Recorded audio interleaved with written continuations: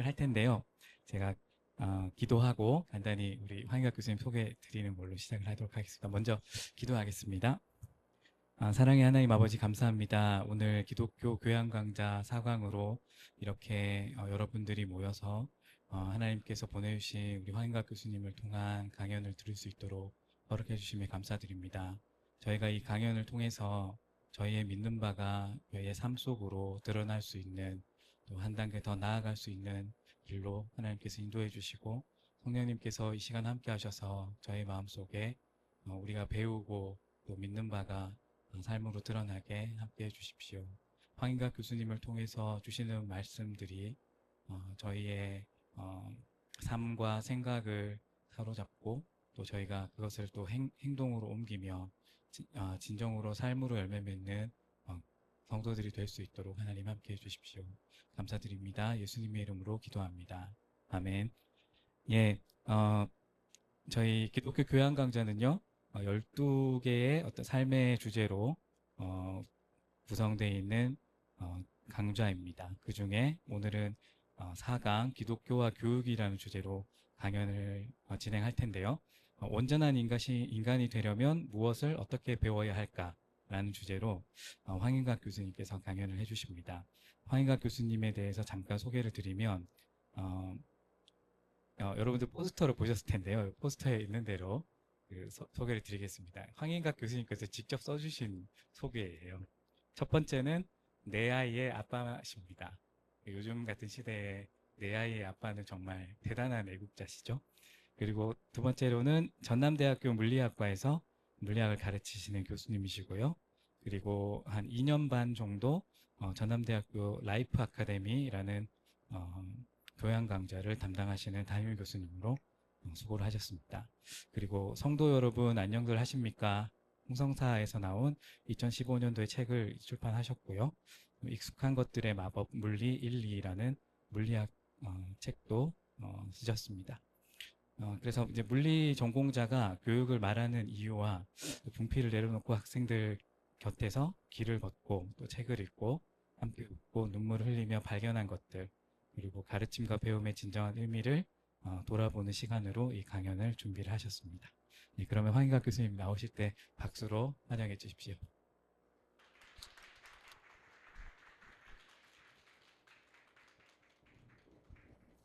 네, 황인각입니다. 광주에서 왔는데요.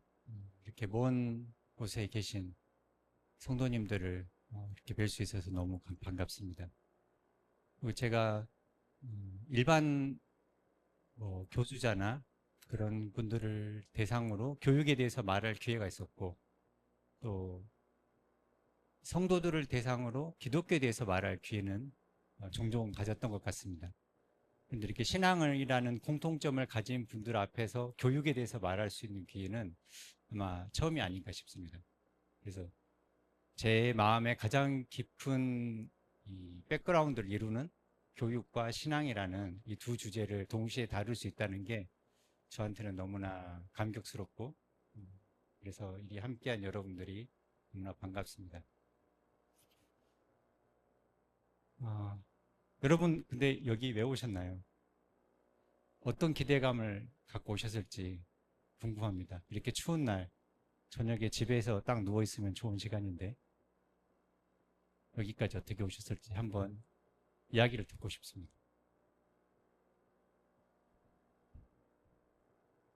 참고로 저는 계속 여러분에게 말을 걸 것이고 여러분의 대답을 기다릴 겁니다.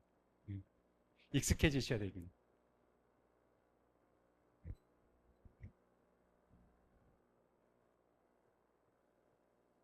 온전한 인간이란 어떤 사람입니까? 제목을 보니까 그런 질문이 되셨군요. 감사합니다. 또,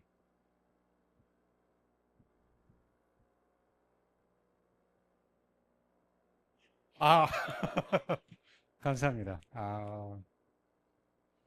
그렇게 되면 좋겠습니다.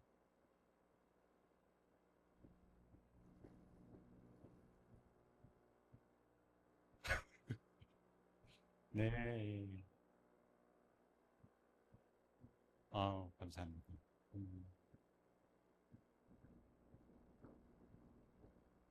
또 한 번만 더 이야기 들을까요?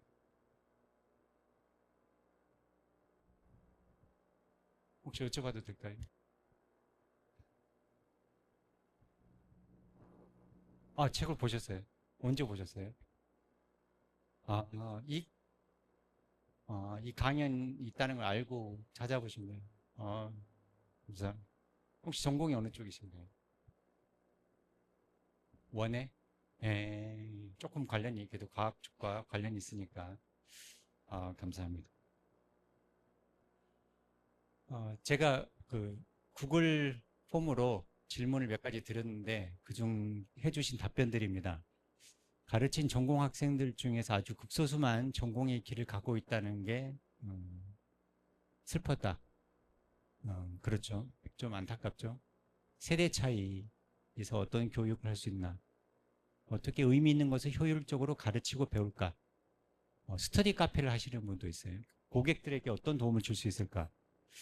자녀가 예체능 외국어를 배우는데 사교육 비용이 너무 많다. 친구들이 놀이터에는 없고 학원에만 있다.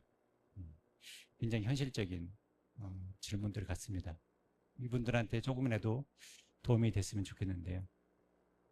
제가 물리학 교수인데 왜 이렇게 교육이라는 주제에 천착하는가? 그 이유를 말씀드리겠습니다. 제가 처음 교수로 부임했을 때 내가 강의실에 들어가면 학생들이 이렇게 나를 맞이하겠지 라고 상상했습니다. 이 책에 있는 거 이거 궁금해요. 교수님 알려주세요 라고 할 줄 알았죠. 그래서 열심히 준비를 해서 들어갔습니다.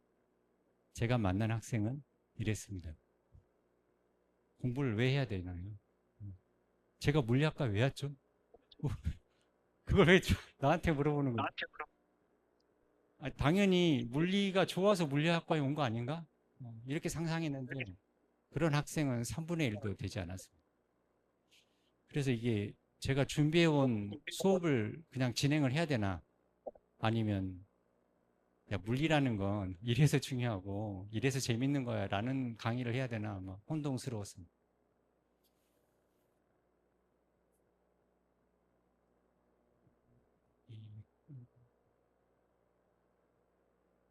네. 그래서 어쨌든 나름대로 열심히 수업을 준비했고 나름대로 수업이 잘 괜찮게 진행될 것 같았습니다. 학생들이 끄덕끄덕하고 얼굴 표정도 괜찮아 보이고 중간고사를 딱 봤더니 텅 비어 있고 죄송합니다 교수님. 다음에는 열심히 하겠습니다. 이런 학생이 부지기수인 거예요. 참고로 저희 초반에 제가 학교에 부임했을 때 물리학과 중간고사의 평균 성적이 보통 20점 이하입니다. 100점 만점이에요. 1등이 한 35점 이렇게 되고 0점이 쫙쫙 깔려 있고 그래서 솔직히 좀 배신감이 드는 거죠. 그럼 막 그때 몰랐다고 했어야지. 왜 그런 표정으로 앉았었던 거야? 고개 끄덕였잖아. 이게 어디서부터 잘못된 건가? 어떻게 구제를 해야 되나? 이런 생각이 들었는데 그러다가 제 첫 아이가 수능 시험을 보면서 물리를 선택했어요. 그래서 옆에서 조금씩 가르쳐 주긴 했는데 깜짝 놀랐습니다. 왜 놀랐을까요? 예. 제가 그 물리 문제를 주어진 시간 안에 풀면 100점을 못 맞겠던 거예요. 한 70점? 제 예상 점수는 한 70점이었습니다. 왜 이렇게 문제가 어려운지. 보세요. 이 개념 하나에 대해서 아는 것도 쉽지 않은데 그걸 여기서 찾아야 되고 이 중에 몇 개가 맞는지를 찾아야 돼요. 와, 이거를 5분 안에 10분 안에 풀라고? 와. 그래서 제가 학생들한테 그랬죠. 너희들 고등학교 때 엄청 어려운 거 배웠더만 그러면 내가 지금 가르치는 건 엄청 쉬운 거잖아. 훨씬 쉬운 거잖아. 이거 어떻게 풀었어 그러면? 했더니 그냥 이럴 때는 이렇게 푼다고 배웠어요. 뭔지는 모르겠는데 그냥 이렇게 하면 풀린대요. 그래서 제가 이게 뭐지? 생각하는 법을 훈련해서 대학에 들어와야 되는데 생각하지 않고도 살아가는 법을 배워서 온 거예요. 이건 아예 제가 볼 때는 놀다 온 것보다 더 안 좋은 케이스입니다. 왜냐하면 제가 이제 가르칠 때 뭔가를 보여주면 뭔가 새로운 거다. 저거 어떻게 되는 거지? 라고 쳐다봐야 되는데 학생들은 저거 본 건데 다 익숙한 건데 나 아는 건데 이해는 못 하는데 아는 거라고 착각합니다. 그래서 저는 지금 학생들한테 자꾸 뭐라고 하냐면 고등학교 가서 강의를 하게 되면 차라리 노십시오. 이해 못하고 풀 거면 그냥 놀다가 대학 가세요. 물론 이제 애들은 대학 못 간다고 그러겠지만 진짜 차라리 노는 게 훨씬 낫습니다. 왜냐하면 놀면 사람이 굉장히 창의적이 되잖아요. 신나게 놀면. 이게 저한테는 첫 번째 충격으로 다가왔고요. 수업 시간에 뭔가 하나 글을 보여주고 이걸 보면서 떠오르는 질문을 적어보세요라고 했습니다. 이렇게 누가 막 적고 있길래 가가지고 학생은 뭐라고 적었어요? 그랬더니 제 질문이 이상해요. 뭐가 이상한데 그냥 보여줘 보세요. 왜 대학 공부는 이론에만 치우쳐 있을까? 너무 이상해요. 자기가 쓴 질문이 이상하대요. 제가 볼 땐 하나도 안 이상하거든요. 굉장히 좋은 질문이에요. 뭐가 이상한데요? 말이 안 되는 것 같아요. 똑같은 질문을 제가 했다면 이상하다고 느낄 건가요? 아니죠. 왜 자신의 생각에 대해서는 자신이 없는가? 이게 너무 안타까웠고, 또 이제 전공 수업 시간에 어떤 장면을 보여주면서 왜 이렇게 됐을지 한번 생각해 보세요. 근데 학생이 노트에다 누가 그림을 그리고 있더라고요. 그래서 옆에 가서 한번 저한테 설명해 보세요 라고 했더니 아니에요. 이건 그냥 제 생각이에요. 그래요. 저는 학생의 생각을 알고 싶어요. 저한테 얘기해 보세요. 그것도 여러 사람한테 얘기하는 거 아니라 저한테만 속닥속닥 얘기하는 거였거든요. 근데 전자가 이쪽에서 움직여서 이리 가다가 힘을 받으니까 이건 그냥 제 생각이에요.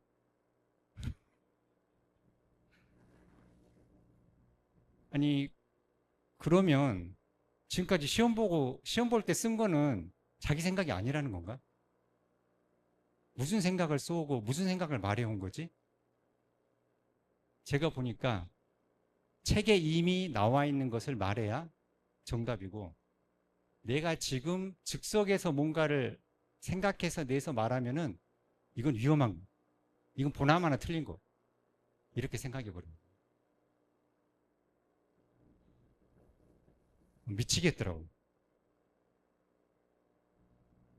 이게 뭔가 이게 초등학교나 뭐 유치원도 아니고 대학에 와서 이런 학생을 만나게 된다는 게 그것도 공부를 못한 학생이 아니고 그냥 평범한 학생인데 그래서 제가 그 다음 기말고사에는 자기 생각이 아니면 적지 마세요 라고 이렇게 적어놨습니다. 그래서 자신의 생각을 드러내길 두려워하고 지나치게 수동적인 것 이게 저한테 두 번째 충격이고요. 아마 아이를 키우고 계신 분들이 꽤 계실 것 같은데 누구나 한 번씩 느껴보죠. 내 아이는 천재인가 봐. 어떻게 가르쳐지도 않았는데 이걸 알아내지? 어떻게 여기서 이런 생각을 해내지? 어떻게 이렇게 글을 그래서 아이가 천재라고 생각하는데 저는 물론 이제 부모라서 좋게 보는 눈도 있겠지만 저는 90% 진실이라고 생각합니다. 진짜 모든 아이들은 천재적. 제가 우리 아이들이 초등학교 때 생일이 되면은 친구들 불러와서 이제 같이 파티를 열어주고 제가 또 몇 가지 게임을 준비하거든요. 그래서 막 조를 짜고 막 게임을 시키고 하는데 그때 아이들이 이제 주고받는 대화를 들어보면 되게 재밌어요. 야, 저거 쪽으로 빨리 날라야 돼. 그런데 아니 그러면 이걸 가져가지 말고 너가 저걸 가져와서 거기다 올려놓자. 이렇게 하고 누가 좀 잘 못하고 있으면 왜 이거 같이 하게 해. 하면서 이렇게 끌어당기고 그런 모습이 너무나 창의적이고 너무 멋진 거예요. 제가 그걸 보면서 눈물이 나오려고 했어요. 왜냐하면 제가 대학 수업 때 우리 학생들한테 보고 싶은 딱 그 장면이요. 자기 생각을 마음껏 이야기하고 또 남이 말할 때 잘 들어주고 이건 이럴 것 같은데 피드백도 해주고 다른 사람이 뭔가 침울해 있으면 다가가기도 하고 이렇게 되면 좋겠는데 라고 했는데 어떻게 이 학생들을 이렇게 변화시키지 라고 했는데 알고 보니까 이 학생들도 어릴 때는 그런 학생이었다는 거예요. 학생들이 성장하지 않은 게 아니라 후퇴해버린 거죠.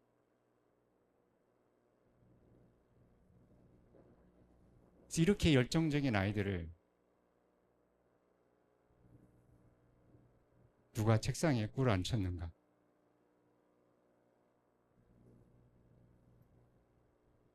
누가 이들의 입을 막았는가?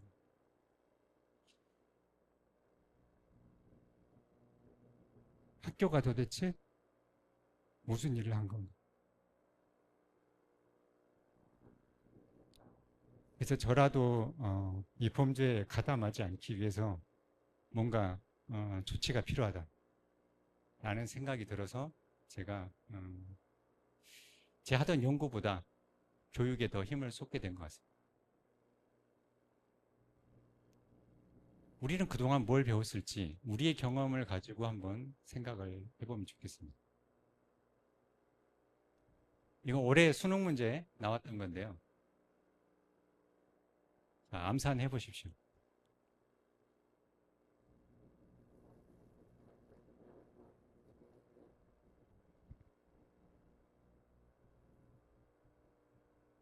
모르면 찍기라도 하셔야 돼요.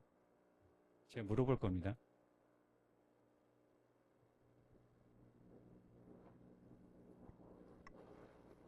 자, 1번인 것 같다.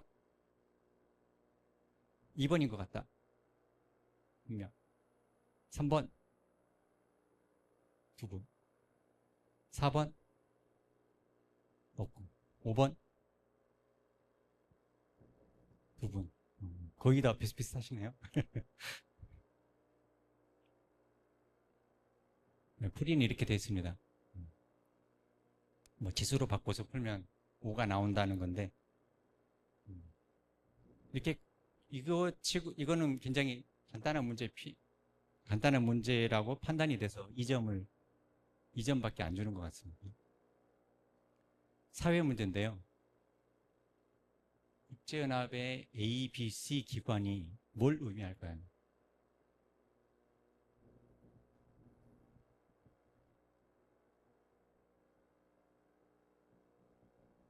우리 변호사님은 가만히 계시는 걸 알고 A는 뭔 것 같습니까?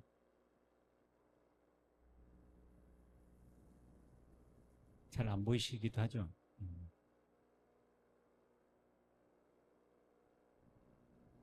평화적 해결을 촉구하는 A의 결의한 채택이 상임이사국의 거부권 행사로 무산되는 일이 많다.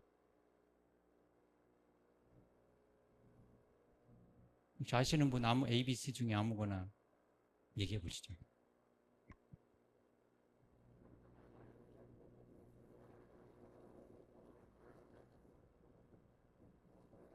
다 아시고도 이야기 안 하실 것 같은데 네, A는 뭐 안전보장이사회, B는 총회, C는 국제사법재판소라고 합니다. 이건 지구과학 문제인데요.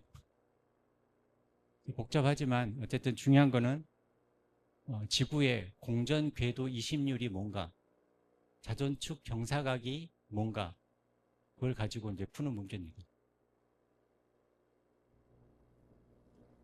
그걸 알아도 이 그래프가 어떻게 변하는가를 보고 그러면 지구의 기후가 어떻게 바뀌겠구나를 알아서 기억, 니은, 디귿 중에 뭐가 맞는지 판단해야 돼요. 여러분, 제가 여러분 괴롭히려고 어려운 문제 뽑아온 거 아닙니다. 보고 제일 짧고 간단한 문제를 뽑아온 거예요.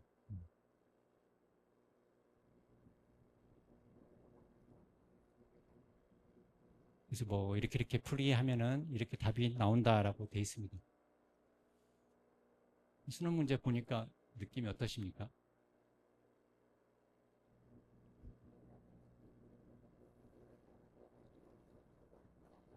지금 보면은 어느 대학 가실 수 있을 것 같아요?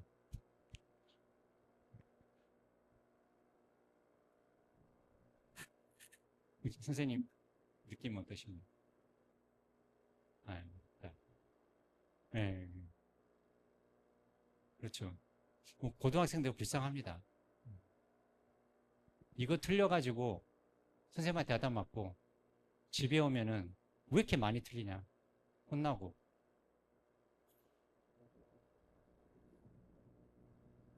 조금 더 쉬운 문제를 드리겠습니다. 여러분이 지금까지 살아오시면서 학교에서 배우든 뭐 학원에서 배웠든 개인적으로 뭐 취미생활로 배웠든 모든 걸 다 통틀어서 지금도 나에게 유익하다고 생각됩니다. 아, 이건 정말 배우길 잘했어.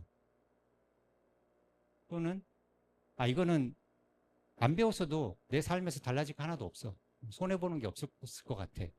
이 두 가지를 나눠서 생각해 보시는 거예요. 이제 만약에 내가 아, 이걸 해가지고 자격증을 땄기 때문에 이 회사에 들어왔네. 그러니까 유용한 거 아닌가? 그거는 그것 가지고 판단하시면 안 되고 그 회사에 들어가서 그 기술을 계속 쓰고 있으면 유용한 거고 막상 이거 가지고 회사에 들어왔는데 지금은 필요 없네? 그러면 유용하지 않은 것으로 하겠습니다.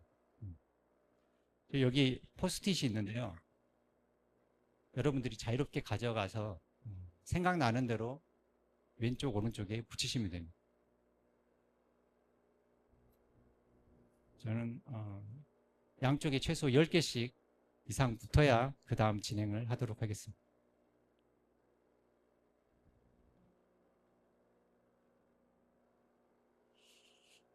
감사합니다. 이용한 것.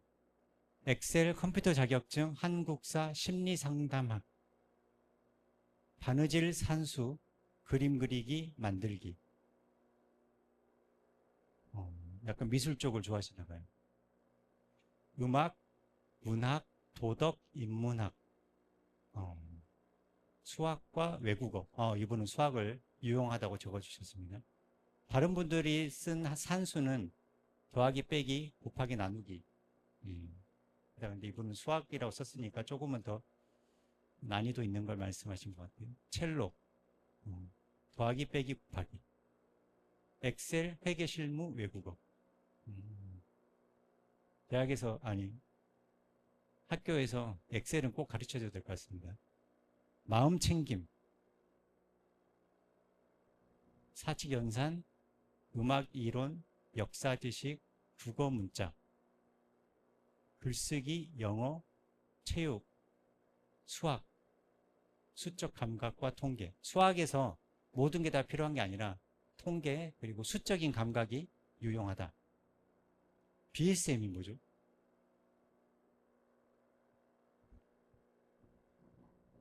바이블 스터디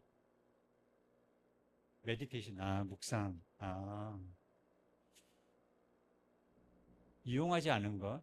수학, 물리학, 과학. 과학 싫어하시는 분. 수학, 화학. 특히 삼가함수, 미적분.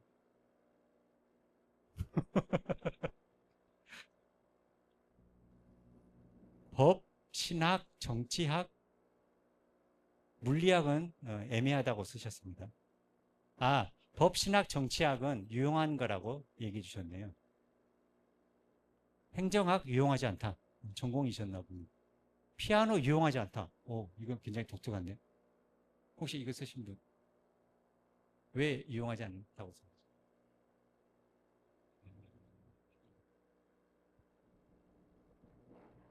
아, 그럼 지금은 거의 안 치시나요? 아, 오랫동안 배웠지만 그에 비하면 좀 아쉽다. 중등 이상의 수학과, 수학과 인기 없습니다. 계산, 계산이 유용하지 않다. 한문 외국어 유용하지 않다. 동영상 편집 기술 유용하지 않다. 이거 좀 놀라운데. 누가 쓰셨을까요? 네. 아, 배웠는데 안 써버리니까. 예. 그죠. 배우자마자 딱 쓰고 싶은 기술이 있고, 일단은 배워놨는데 별로, 아까 피아노도 약간 비슷하네요. 별로 손이 안 가는 게 있을 수 있겠습니다. 수학, 문학, 한문, 과학 등 공교육. 예. 뭐 굉장히 폭넓게 공교육 전체를 비판하신 것 같습니다. 어떤 느낌이 드세요?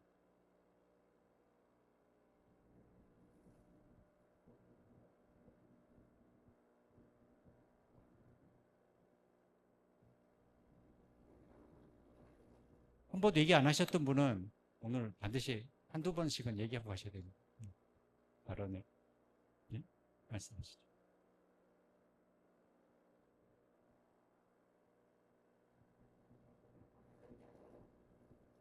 어, 아, 무조건 유용하지 않은 게 따로 있는 게 아니라 사람에 따라, 상황에 따라 다르다.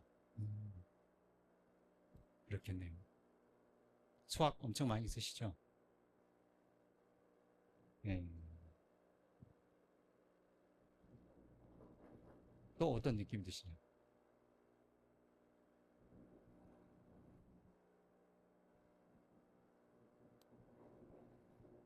예.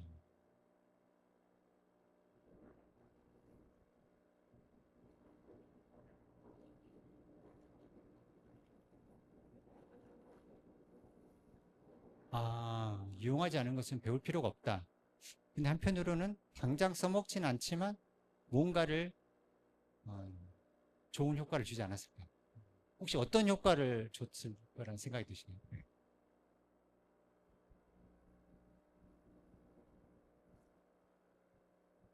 자물쇠. 예.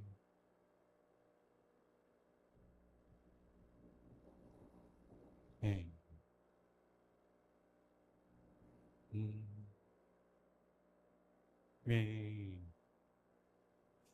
쓸모 없는 것처럼 보이는 것도 나름대로 배우는 과정 자체가 가치가 있다라고 말씀하셨는데 그렇게 생각하시는 분 있으신가요?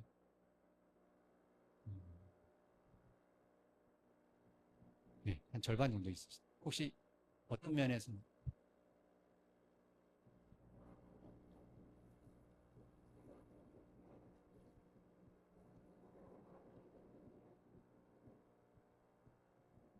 네, 어, 그런 것 같습니다. 네. 특히 이제 수학이 왜 필요하냐? 미적분을 왜 하냐? 평생 안 쓸 건데 할 때 그분들의 많은 논리가 생각을 훈련하게 해준다. 뭔가 개념을 이 기술 자체가 중요한 게 아니라 그때 이 안에 들어있는 개념 자체가 논리적인 그 개념이 도움이 된다. 이렇게 많이 방어를 하시는 것 같은데, 네, 어느 정도 일리는 있는 것 같습니다. 좋습니다.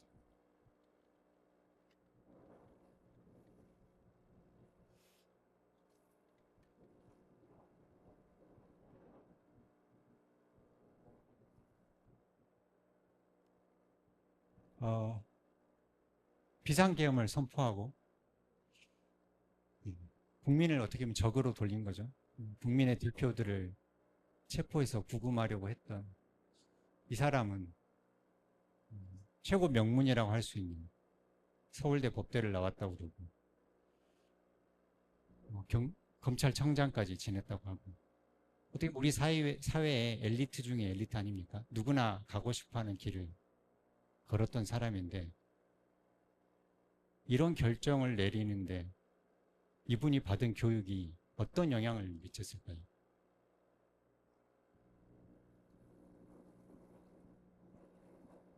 교육이 그 교육하고 이 사람하고는 그 행동하고는 아무 관련이 없다라고 할 수도 있고, 교육 때문에 이 사람이 이렇게 된 거다. 아니면 교육을 받을 때 이 사람이 제대로 안 받았기 때문에 이런 일이 일어난 거다라고 할 수도 있겠죠. 시민들이 한밤중에 달려가서 국회 문을 지키고 들어오는 군인들을 몸으로 막았는데 어떤 분은 배달을 하다가 이 소식을 듣고 배달을 마치자마자 여길 달려가서 뛰어들었다고 합니다. 그럼 과연 그분의 받은 어떤 교육이 그분을 움직였을까? 저는 교육계가 이것에 대해서 대답을 해야 되지 않나 생각이 듭니다. 그래서 정말 배워야 될 게 무언가? 이런 질문을 우리가 던져봐야겠죠. 자, 그럼 다시 돌아가서 이거 알아야 되나? 뭐 공부하는 것은 좋죠. 근데 어떻게 보면 이걸 그냥 기계적으로 야 이거 지수는 이렇게 바꿔서 풀면 돼. 기계적으로 푼 공부는 제 생각에 별로 이득이 없을 것 같습니다. 사실 많은 학생들 가운데 이걸 알고 있을까요? 곱하기 전에 이 숫자가 도대체 얼마나 되는지. 이건 여러분이 그 병원에 가면 아이들 약 시럽을 5cc씩 먹이세요 라고 할 때가 있잖아요. 그때 5cc 양이 엄지손가락 전체 부피 정도 되거든요. 요만큼 우리가 먹으면 5cc를 먹었다고 하는데 이걸 정육면체에다가 담으면 이 손가락을 녹여서 정육면체에다 담으면 그 한 변의 길이가 얼마가 될까? 그게 5의 세제곱근입니다. 그게 한 몇 센치 될 것 같습니까? 그냥 찍어서 1cm 넘을까요? 1.6이요? 아, 어떻게 이렇게 자세하게 아세요? 대충 곱해보면 안다. 1.6을 3번 곱해보면 대략 5가 나온다. 역시 물리학과 출신 교수님. 아주 오래되셨지만. 그렇습니다. 그래서 이건 1.5보다는 제가 원래 대충 아까 생각해보니 1.5보다는 좀 클 것 같은 1.6 언저리에 있는 값일 것 같은데 이게 그 정도 되는 값이구나를 알아야 그 다음에 곱하는 게 의미가 있지 않겠습니까?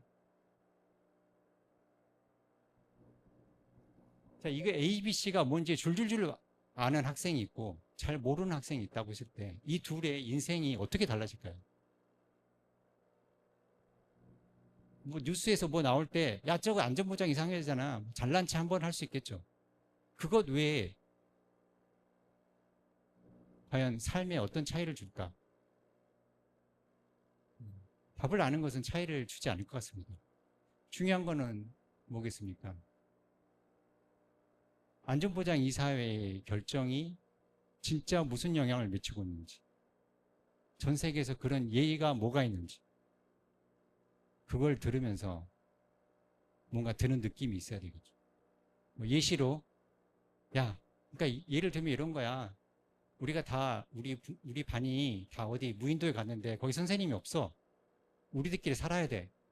근데 괜히 몸집 큰 애가 작은 애한테 야, 너 먹을 거 되나 하면서 막 뺏고 이렇게 되니까 우리끼리 모여가지고 야, 우리 막기 위해서 우리가 회의를, 우리 5명이 대표가 돼가지고 우리 5명이 결정을 하면 저놈을 꼼짝 못하게 너무나 계속 괴롭히면 감옥에 가두도록 우리가 그런 규칙을 만들자.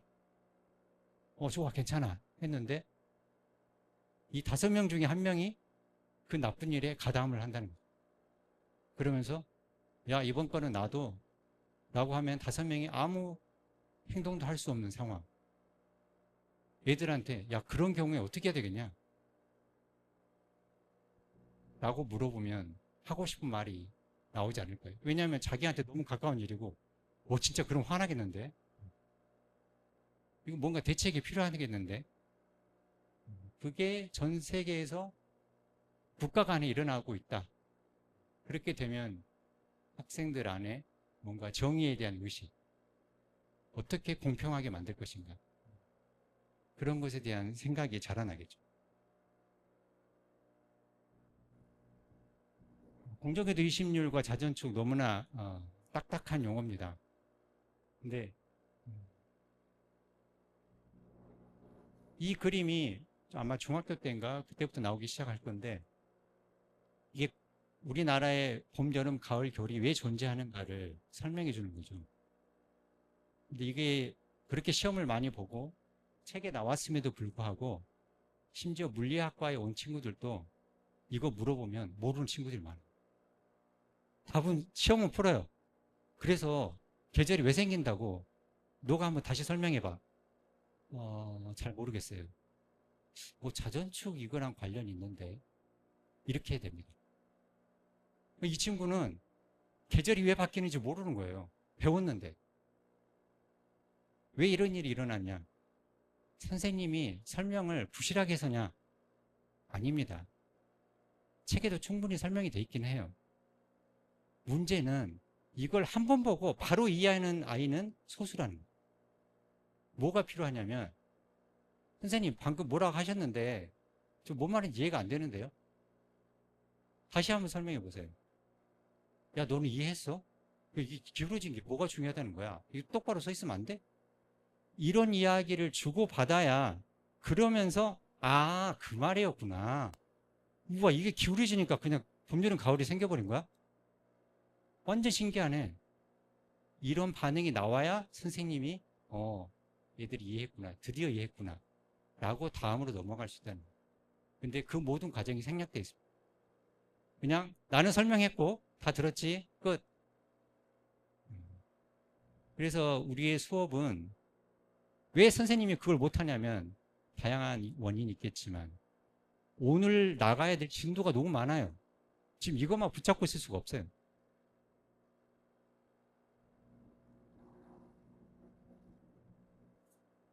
그래서 진정한 교육은 여기 있는 사람에게 초점을 맞추는 게 중요하지 않은가. 왜냐하면 지금의 많은 교육은 너 졸려? 지금 그게 중요해? 너 딴 생각하고 있지? 네 생각을 다 내려놔. 너 머리를 지금 텅 비워. 그리고 내가 말하는 거 다 흡입해. 이게 보통의 교육이잖아요. 여기 있는 사람을 그냥 깡통으로 만들고 싶은 겁니다. 아무것도 느끼지 않고 아무것도 생각하지 않는. 그게 교육과 이제 반대로 가는 거죠. 그래서 어떻게 하면 여기 있는 이 아이가 온전한 인간으로 성장을 할까? 어떻게 하면 자기가 소중한 줄 알고 이웃이 소중한 줄 알고 자연이 소중한 줄 아는 아이로 자라날까? 그것을 오직 그거 하나에만 초점을 맞춰야 되는데 우리는 너무나 쓸데없는 성적 어떻게 올릴래? 대학은 어떻게 갈래? 거기에 매여 있다는 거죠. 여러분이 아마 교육은 온전한 인간으로 성장하도록 돕는 것이다 하면 아마도 대부분의 분들은 동의하실 겁니다. 중요한 거는 각자가 생각하는 온전한 인간, 아까 질문을 하셨던 것처럼 온전한 인간에 대한 그림이 조금씩 다르지 않을까 생각이 됩니다. 그래서 이 시간에는 우리 둘씩 또는 셋씩 짝을 지으셔서 죄송하지만 잠깐 모여 이렇게 가깝게 가셔서 저는 이런 게 온전한 것 같습니다. 라고 한번 이야기를 해보시면 좋겠습니다. 뭐 네 분이 하셔도 좋습니다. 여건이 되는 대로.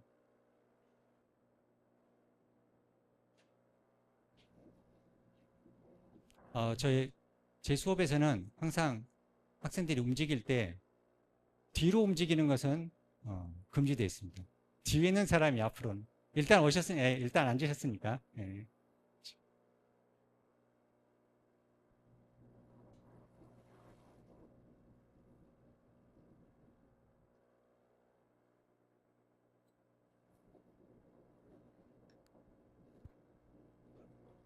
우리 대략 네 그룹에서 얘기를 하신 것 같은데 어떤 이야기가 나왔는지 간단하게 한 가지씩만 얘기해 보시겠습니까?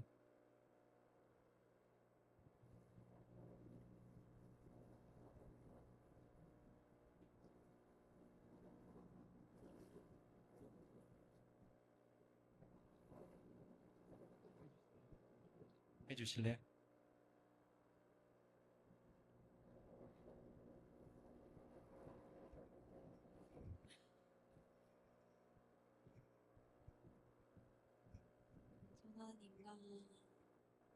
무엇인가 얘기를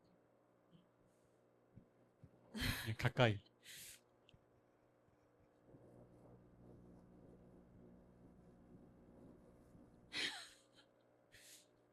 네, 선생님 얘기만 하셔도 됩니다. 그런 이야기 많이 인간적인 모습 인간으로서의 분별력 선과 악을 분별할 수 있는 능력 그리고 관계 속에서 소통할 수 있는 능력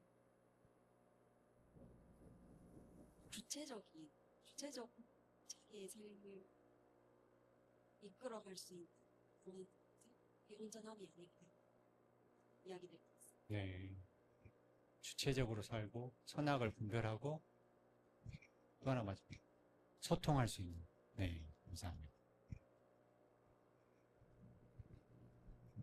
저희 줌으로 접속하신 분들은 채팅창에다 적어주시면 제가 읽어보겠습니다. 예, 마이크를 저한테 넘겨가지고 여기 저희 셋이 얘기했는데 요 형제님은 온전하다고 하는 거가 어떤 관점과 시각에서 보는 거에 따라서 좀 다를 것 같다고 얘기를 했고 우리 자매는 자기가 하고 싶은 거를 할 수 있고 또 어떤 경우는 이제 다른 사람들을 위해서 자기가 할 수 있는 걸 참을 수 있는 그 두 가지가 이제 다 되는 게 온전하지 않을까 얘기를 했었고요. 저는 좀 자유로운 거, 사람이 이제 어디 눌리지 않고 자기 뜻대로 살아가는 게 중요한데 그게 객관적인 조건에 따라서 이제 어려울 수도 있다 뭐 이런 거 하고 저는 이제 그 욕을 잘하는 게 자유로운 인간이다. 그러니까 제가 이제 전에 글을 호모 요쿠스라고 욕해야 사는 인간이라고 쓴 적이 있었는데 그러니까 이제 다른 사람도 한테 눌리지 않고 욕을 해야 되고 세상에 대해서도 참지 않고 요구를 해야 되고 자기 자신에 대해서도 착각을 하지 않고 자기를 욕할 수 있는 거 이 세 가지 욕을 다 할 수 있으면은 자유롭고 온전한 인간이 되지 않을까 하는 얘기를 했습니다. 네. 욕을 잘해야 온전해질 수 있다. 아, 신박합니다.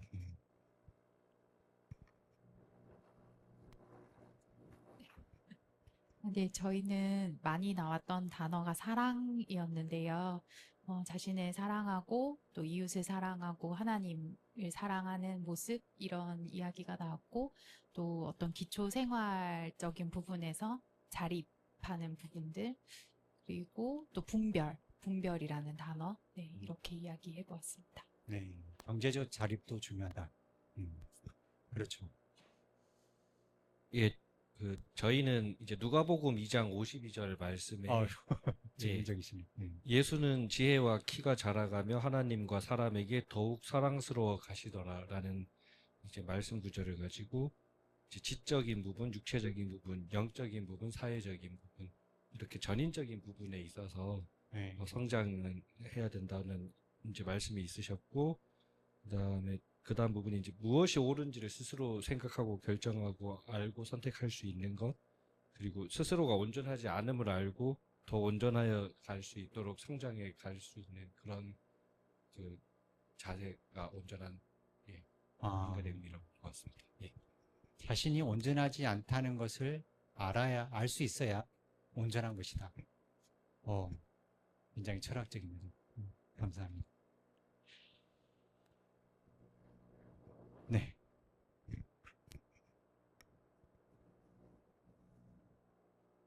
예수님은 이렇게 말씀하셨는데요. 저는 이게 또 하나의 또 표현이라고, 좋은 표현이라고 생각이 되는데, 저는 교사가 매 교시마다 교실에 들어가면서 학생들한테 자, 2교시 시작됐습니다. 제가 이 교실에 온 것은 여러분으로 하여금 생명을 얻게 하고 더 풍성히 얻게 하려는 것입니다. 그러니까 38페이지를 펴세요. 이렇게 수업을 시작할 수 있으면 참 좋겠다. 그래서 자신이 내가 오늘 가르치는 내용이 여러분의 생명을 여러분한테 생명을 주고 풍성하게 주는 것이다라는 확신을 갖고 수업을 할 수 있다면 얼마나 멋질까. 사실 제가 이제 예전에 굉장히 보수적인 신앙을 갖고 있었는데 저 같은 사람이 이런 얘기를 했다고 하면은 반발심이 들었을 것 같아요. 생명은 예수님이 주는 거지 무슨 교사가 생명을 주나. 저 이단 아닌가?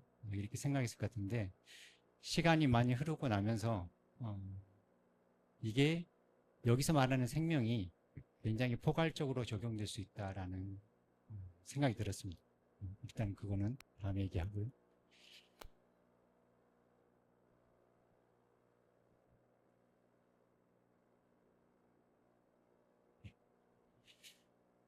네 번째는 그러면 제가 새로운 교육을 어떻게 시도해 봤는지 그런 얘기를 잠깐 세 가지 영역으로 말씀드리겠습니다.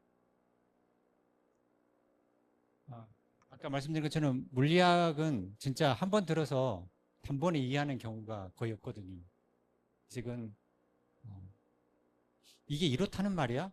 내가 이해한 게 맞아? 이런 것들을 계속 확인하는 과정이 필요하기 때문에 무조건 이건 토론 수업이 주가 되어야 된다라고 생각을 했고 아주 간단한 세 가지 토론 방식을 만들어 봤습니다. 일단 학생들은 이제 대학에서는 아무렇게나 와서 앉으니까 자, 이렇게 그룹을 지어서 앉아보세요 라고 이동하게 학생들을 만듭니다. 그러면 가장 간단한 거는 제가 이론 강의를 하고 문제를 주는데 그 모둠별로 A4 용지에 써 있는 문제를 한 장씩 줍니다. 그래서 넷이 같이 의논해서 거기다가 풀어서 제출하세요 또는 발표하세요 라고 하는 거죠. 근데 하다 보니까 이게 더 효과적입니다. 문제를 먼저 주는 겁니다. 그럼 뭐야? 이거 어떻게 풀어 이거? 그러고 나서 이제 교수님의 제 강의를 들으면 그게 저거랑 연결되는구나 하면서 좀 더 집중도가 높아집니다. 뭐 예시인데요. 물리 문제 그냥 그대로 가져왔습니다. 잘 안 보이시겠지만 뭐 이런 상황에서 등적 몰 비율은 얼마인가 계산하라고 했는데 뭐 물리학 학생이어도 저런 거 보면 뭔 말이야 하기 싫다 뭔 소리인지 모르겠다 라고 하는데 저 상황을 그림으로 그려주면 이렇게 닫힌 공간에 공기를 넣고 가열을 한다는 거구나. 그때 온도가 몇 도가 올라가는지 얼마나 급하게 올라가는지를 물어보는 거구나. 그러니까 학생들이 좀 이건 해볼 만하지 않나 이런 생각을 하게 된다는 거죠. 뭐 삼투압을 크기를 구하십시오 라고 하면 이것도 어렵게 느껴지지만 이렇게 비커가 있고 여기는 물만 들어있고 물 분자를 이렇게 그려놓은 겁니다.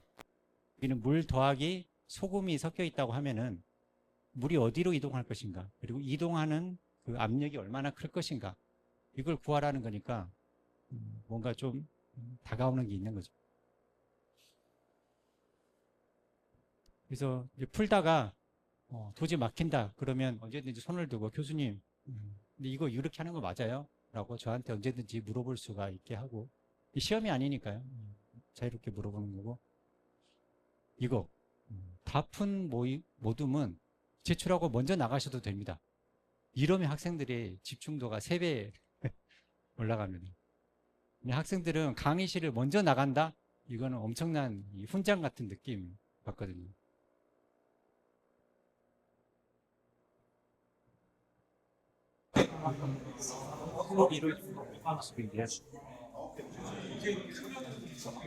여러분 대학에서 굉장히 당연히 투여하면 되는 거 아닙니까? 아시겠지만 대부분의 물리 수업은 1시간 내내 생각하고 말만 하고 물리학 수업에서 학생들 이야기한다 시끄럽게 이거는 있을 수 없는 그런 장면이었습니다. 당시에는. 또 바꿔봤는데요. 이제는 문제를 먼저 줍니다. 강의를 하지 않고 야 너희들 먼저 풀어봐. 모르는데 어떻게 풀어요? 그냥 예측해서 이렇게 되는 거 아닐까? 나름대로 막 이론을 만들어내는 거죠. 이거랑 더해야 되겠지. 이렇게 해서 문제를 풀고 나서 제가 강의를 하면 혹시 내가 했던 게 맞지 않았을까? 그 기대감에 더 집중도가 올라갑니다. 그리고 나도 잘만 하면 이론을 만들 수도 있겠구나. 내가 꼭 수동적인 학습자는 아니구나. 이런 느낌을 받는 거죠. 그래서 이제 원래 책에 있는 질문이 이런 겁니다. 등적 비율과 등합 비율은 어느 것이 클까? 이것도 사실 책에는 잘 안 나오는데 어쨌든 이렇게 질문을 하는데 잘 안 다가오죠. 근데 그림을 이렇게 아까 그 그림을 그대로 가져와서 똑같은 양의 공기를 넣고 뚜껑을 밀봉을 시킨 것과 뚜껑이 자유롭게 왔다 갔다 하는 거 두 경우에 어느 쪽의 온도가 빨리 오를까요? 이게 1번 질문과 똑같은 얘기입니다. 여러분 어느 쪽이 더 빨리 오를 것 같아요?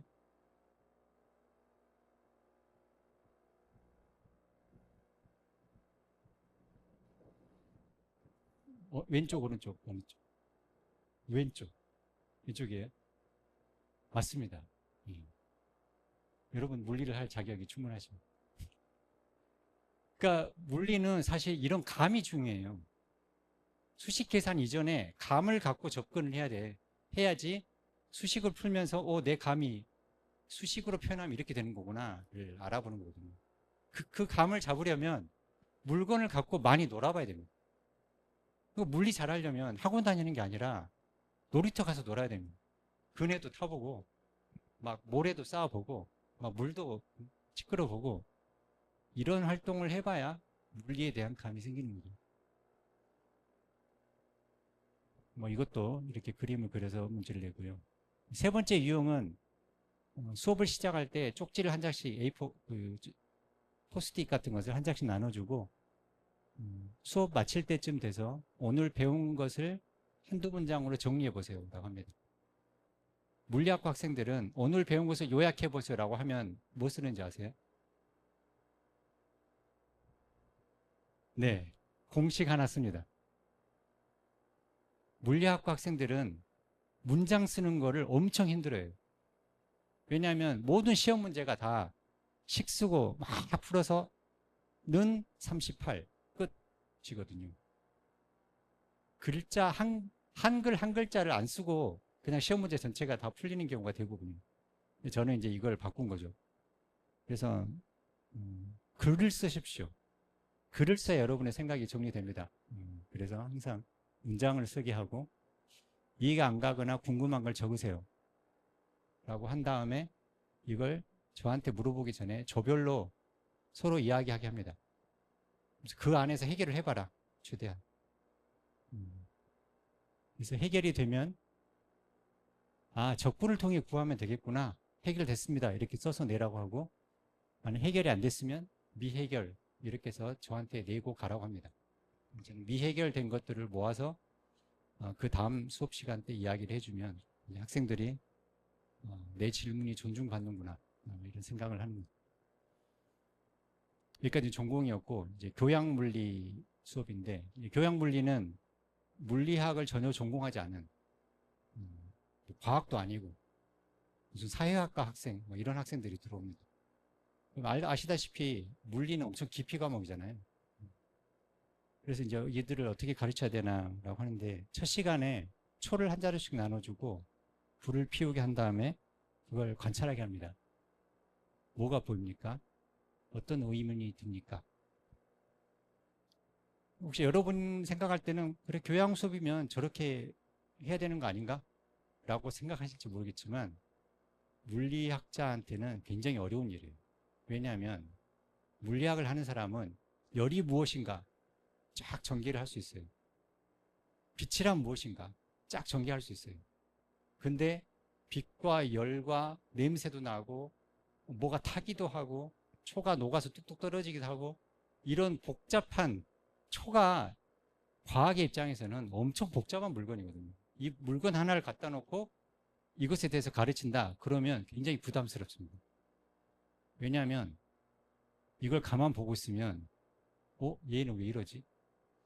왜 초심이 이만큼 타다가 이 길이를 유지하지? 왜 불꽃 모양이 있고 이런 모양이 돼야 되지? 초가 녹으면 왜 이런 방식으로 녹지? 스스로 떠오르는 질문에 답이 안 나와요. 모르는 게 너무 많은 거예요. 그래서 이런 주제로 수업하기가 굉장히 꺼려집니다. 왜냐하면 내가 모르는 게 너무 많으니까. 모르는 영역으로 들어가 버려요. 그래서 이제 학생들이 실제로 질문한 것에 대해서 제가 어떤 것들은 답을 해주지만 어떤 것들은 진짜 생각해보니까 그러네요. 저도 잘 모르겠는데요. 라고 할 때가 많습니다. 근데 결과적으로는 이게 굉장히 좋더라고요. 학생들이 우와, 내가 질문했는데 교수가 몰라. 아니. 그리고 교수가 다 하는 것도 아니구나. 내가 잘 생각하면 내가 교수가 모르는 거 내가 알아낼 수도 있는 거 아니야? 이런 생각을 하게 되는 거죠. 그래서 뭐 수업 시간에 이렇게 촛불에다가 마시멜로를 구우면서 탄다는 게 뭘까? 이런 것들을 관찰하기도 하고 먹어보기도 하고 그다음에 셀로판지 나눠주고 이렇게 보면 입체 영상을 직접 보는 뭐 이런 것들을 통해서 원리를 공부하기도 합니다. 또 대학에서 나는 어떤 진리를 배우는가 또는 진리를 배우지 못한 이유는 뭘까 이런 걸 가지고 이렇게 여러분이 아까 하셨던 것처럼 토의를 하고 또 종종 잔디밭에 나가서 야외 수업을 하기도 합니다. 그러면서 이게 살아있다는 거구나. 그걸 한번 느끼는 거죠. 저희는 네이버 밴드를 수업 시간에 굉장히 활용을 많이 하는데요. 누구나 수업 내용과 관련해서 궁금증이 있으면 언제든지 여기다가 질문을 올릴 수가 있고 이건 제가 답변을 안 합니다. 제가 답변을 안 하니까 저는 특별한 수고를 하지도 않으면서 학습이 자동으로 일어납니다. 학생들끼리만 답을 합니다. 혹시 이런 거 아닐까요? 틀려도 좋으니까 그냥 적으라고 합니다. 현재의 생각. 이런 것 같아요, 이런 것 같아요. 막 이러면서 굉장히 이야기를 많이 주고받습니다. 이게 이제 수업이 한 학기 마치고 나서 받는 학생들의 피드백인데요. 이 전공 과목 오른쪽은 교양 과목입니다. 이제 전공 과목은 다양한 생각할 거리가 있었고 토론 수업이 더 많아졌으면 좋겠다. 이런 과정이 이해되는 과정이 무척 재밌었다. 교양은 이는 이제 철학과 학생인데 시를 쓰고 글을 쓰는 나에게 가장 필요했던 것은 관찰력이었고 사람을 관찰하는 것을 주로 해왔던 나에게 바람과 눈의 결정까지 관찰할 수 있도록 시야를 확장시켜줬다. 이 친구는 고등학교에서는 과학에 대해서 이미 정해지고 정립된 내용만 배웠는데 여기 사고들과 함께 질문을 주고받으면서 새로운 것을 알아가는 즐거움이 있었다. 지금까지 배운 법칙과 사실들이 과학자들도 이렇게 토론하면서 뭔가를 발견해 나가는구나. 이런 걸 알게 되고 이 맛에 과학자가 되는구나. 이런 것을 알게 됐다는 거죠. 그래서 이제 교양과 전공 수업은 어떻게 될지 대략 감이 잡혔습니다. 제게. 근데 이제 여전히 남아있는 문제는 어떤 이런 자료를 가져오고 어떤 문제를 가져와도 여전히 관심이 가지 않는 학생. 다른 것에 관심을 가질 여력조차 없는 학생. 또는 아예 수업에 나오지 않는 학생. 이런 학생들은 어떻게 접근해야 되고 어떻게 도와줄 수 있나. 이게 이제 제 중요한 문제로 떠오른 거죠. 그래서 이런 수업에 안 나오는 학생을 가끔 따로 만나서 상담을 해보면 부모님이 이혼을 하신 상태입니다. 아버지가 사업을 하다가 부도가 나가지고 지금 집안이 이익 아닙니다. 어릴 때부터 계속 정신과에 다니면서 약을 먹고 있습니다. 어떤 친구는 술 중독입니다. 그런 친구들이 이제 만나게 되는 거죠. 그래서 이제 만들게 된 게 라이프 아카데미라는 수업이었는데요. 저희 이제 캐치프레이즈가 완벽한 나 대신 온전한 나를 찾아가자. 왜냐하면 세상은 자꾸 더 완벽해져야 돼. 열심히 하면 더 될 수 있어. 좀만 더 해봐. 계속 이렇게 제쳐가는 말이지. 뭔가 나 자신을 찾게 해주지는 않으니까요. 그래서 원래는 이런 수업을 제가 교양 수업으로 개발을 하고 싶어서 그 학교에다가 제안서를 냈었거든요. 근데 보기 좋게 그냥 탈락됐습니다. 아마도 탈락된 이유가 이게 뭔 수업이냐 지금. 뭐 학생들 데리고 뭘 하겠다는 거냐. 무슨 상담 프로그램도 아니고 이게 뭐지? 라고 하셨을 것 같아요. 그런데 동원 참치캔 만드는 동원 회사에서 나름대로 교육에 대한 뜻이 있어서 라이프 아카데미라는 프로그램을 만들고 전 대학에 그것을, 전 대학은 아니지만 여러 대학에다 그걸 지원을 해줬습니다. 돈을 주면서 학생들의 리더십을 향상시켜라 라고 이렇게 프로그램을 줬는데, 그걸 이제 제가 받아오니까 대학 입장에서는 돈이 들어오면은 움직입니다. 그럼 수업 여셔야죠. 그래가지고 수업이 시작됐습니다. 슬픈 얘기지만. 그래서 제가 이제 학생들한테 이 수업이 뭔지 안내하는 팜플렛의 일부인데요. 일종의 교양 수업과는 수업이긴 한데 차이점이 있습니다. 이건 봄, 가을 학기를 모두 참여해야 됩니다. 1년짜리 과정이라는 거죠. 총 6학점을 받게 되고, 6학점, 한 학기에 3학점이면 일주일에 3시간씩 수업을 한다는 거거든요. 근데 이거는 10시 반부터 4시까지 총 5시간 반을 합니다. 그리고 중간에 점심시간은 저희가 점심을 제공합니다. 학기 중에 1박 2일 MT도 가고 방학 중에 캠프도 가고 이런 활동을 하고요. 여러분 돈 하나도 안 듭니다. 이걸 강조하고. 이름을 원래 동원재단에서 만든 프로그램 이름은 라이프 아카데미인데 저희는 오두막이라는 애칭을 따로 붙였거든요. 보면은 주변 사람들 보면 다들 뭔가 뜻을 세우고 열심히 달려가는 것 같고, 근데 나는 어디로 가야 될지도 모르겠고 왜 가야 되는지도 모르겠고, 가야 되는 걸 알긴 아는데 다리에 아무 힘이 없고, 이런 친구들한테 여러분한테 필요한 거는 조용히 자신을 마주하는 시간이다. 그래서 그런 고독의 시간을 통해서 여러분이 힘을 충전할 수 있다라고 알려주는 거고, 그 고독은 혼자 골방에 들어가서 그냥 있으면 되는 게 아니라 그 고독의 과정을 함께 지낼 친구들이 필요하다. 서로의 고독을 존중해주고 그 고독 속에서 나오는 이야기들을 귀담아 들어줄 수 있는 그런 친구들이 모여있는 곳이 바로 여기입니다. 이렇게 홍보를 했죠. 뭘 할 것이냐? 우리는 일기 쓰기를 할 겁니다. 그리고 뭐 재밌는 놀이도 많이 하고 1대1로 만나서 나누는 시간도 있고, 독서 토론도 하는데, 독서 토론은 대학에서 요새 많이 합니다. 차이점이 뭐냐면 교수가 책을 이걸 읽읍시다라고 정하는 게 아니고 교수도 책을 제안을 하고, 이런 책 좋은 것 같아요.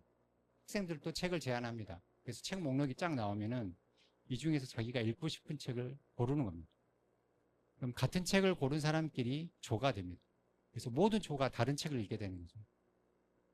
그리고 원래 라이프 아카데미가 이제 독서 토론 하라고 굉장히 강조를 하고 했는데 일주일에 한 권씩 읽으라고 했습니다. 그래서 1년에 최소 20권 읽으십시오라고 했는데 저는 많이 읽는 게 중요한 게 아닌 것 같더라고요. 그래서 저희는 한 학기에 2권만 읽겠습니다. 그리고 한 책을 가지고 3주간 나눠서 토론을 하고 마지막 주에는 독후감을 쓴 다음에 서로가 돌려보고 거기다 피드백을 써주는 시간을 갖습니다. 저희는 이제 과독이 중요한 게 아니라 인생책을 만나게 해주는 것이 목적이에요. 그리고 이제 돈이 있으니까 얼마든지 특강 연사들을 부를 수 있으니까 매주 특강을 하세요라고 되어 있습니다. 근데 제가 좀 진행을 해보니까 학생들의 소감이 뭐냐면, 외부 강사가 와서 1시간, 2시간 자기 이야기를 열심히 하는 것보다 저는 옆에 친구가 요새 무슨 생각을 하고 있고 어떤 결심을 했고 자신한테 무슨 일이 일어나고 있는지 들을 때 더 동기부여가 돼요. 그게 저한테는 훨씬 더 도움이 되는 것 같아요. 라고 했기 때문에 특강은 한 학기에 3번, 4번 정도만 하고 학생들 간에 이야기하는 시간을 많이 확보했습니다. 즉 한마디로 동원이 원래 해야 된다고 규정한 것들을 저희가 많이 어겨버렸어요. 그러면서 계속 설득을 했죠. 처음에 이제 제가 조금 삶에 지친 학생들, 왜냐하면 동원이 생각한 거는 뛰어난 아이들을 데려다가 이 사회의 리더로 만들라는 거였습니다. 강하게 훈련을 시켜서. 근데 저는 약간 폐잔병 같은 학생들을 모아다가 다시 사회에 일어설 수 있게 만들겠다라고 하니까 굉장히 의심스럽게 쳐다봤고, 뭐 특강도 이거 몇 번 하지도 않고 책도 뭐 1년에 서너 권밖에 안 읽고 굉장히 이제 공격을 많이 받았죠. 근데 제 나름대로 할 말이 있었습니다. 무엇보다도 자신이 극심한 어려움에 처해 봤어야 나중에 일어났을 때 이 사회에 뭐가 필요한지 알 수 있는 사람이 될 것이다 라고 본 거죠. 그래서 삶의 의미와 목적을 찾고 있거나 마음을 나눌 친구가 필요하거나 술이 아닌 다른 것이 필요한 사람, 내면과 행동이 일치된 삶을 살고 싶은 사람들을 한테 도움이 될 겁니다 라고 했고요. 이제 저희 활동을 매 학기마다 영상으로 만들어서 이제 저희가 기념을 하는데, 그걸 직원명 과학부 20학번 23살 하지은이고요.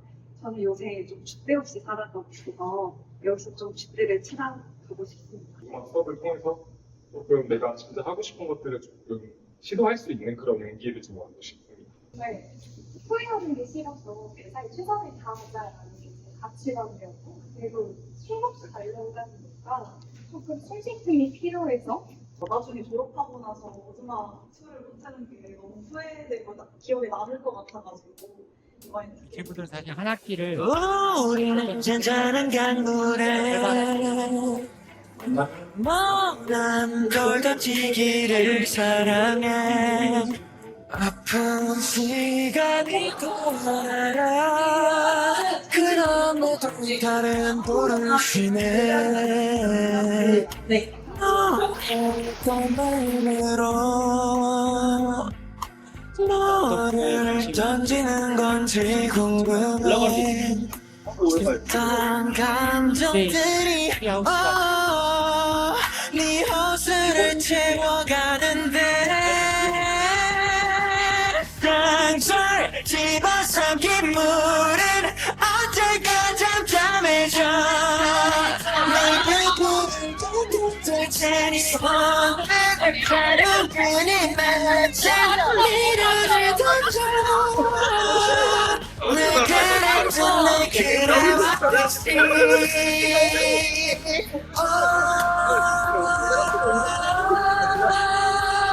늘 그랬던 늘 그래왔듯이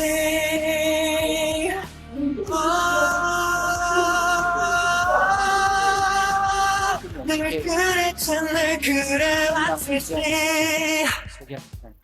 매일 요동치는 마음 속엔 가라앉은 아픔들만 그럼에도 숨을 들여 너와 나 저 바다를 향해 가는데 상절 집어삼킨 물은 언제까 잠잠해져.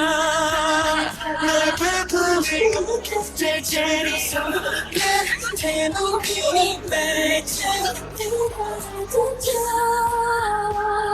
늘 그랬던 늘 그래왔듯이 오래는 오늘의 너 내일은 내가 안을 수 있게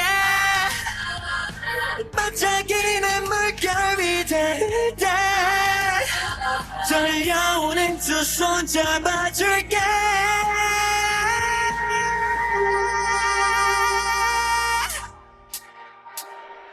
상처를 집어삼킨 물은 언젠가 잠잠해져.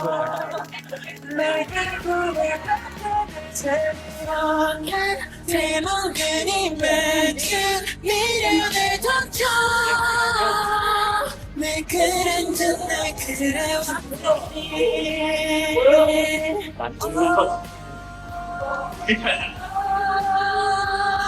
늘 그랬던 날 그래 완듯이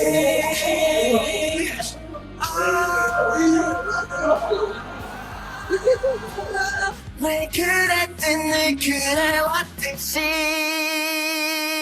When we're high, when we're low 넌 늘 곁에 All my youth 가득 차 너의 온기 따스한 너의 숨결에 서늘했던 내 세계에 마침내 피어난 봄 나의 blue spring 아무도 몰라 그 겨울 한 브랜드가 떨리던 heartbeat Feeling 부시리게 바란 날들 따뜻히 날 안아준 내 곁에 It's just like magic 너뿐이야 내 불도 crowd로 바꾸나 나 all my days and nights 봄바람이 번져 when you call my name When we're high, when we're low 넌 늘 곁에 All my youth 가득 차 너의 온기 따스한 너의 숨결에 서늘했던 내 세계에 마침내 피어난 봄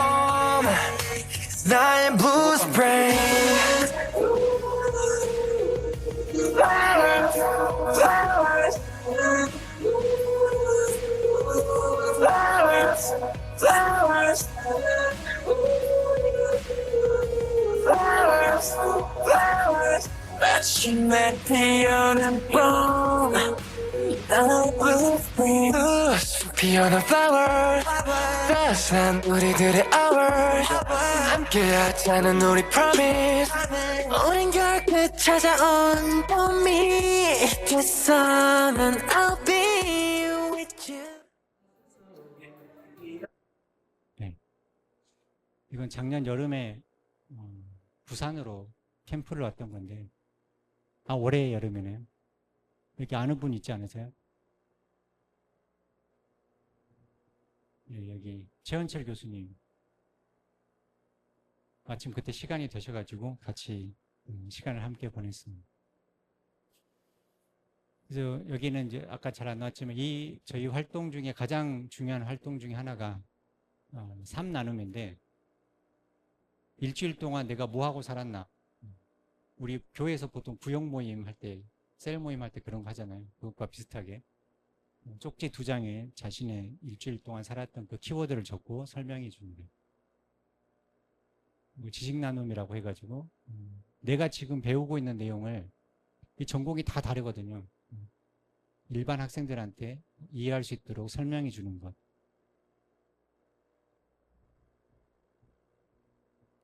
그리고 좋은 글들을 이렇게 쪽지에다가 프린트해가지고 한 장씩 나눠주고 이것을 묵상한 다음에 둘씩 짝을 지어서 그것에 대해서 이야기해 보세요. 캠퍼스를 돌아다니면서 이야기해도 좋습니다. 이렇게 하는 뭐 같으세요?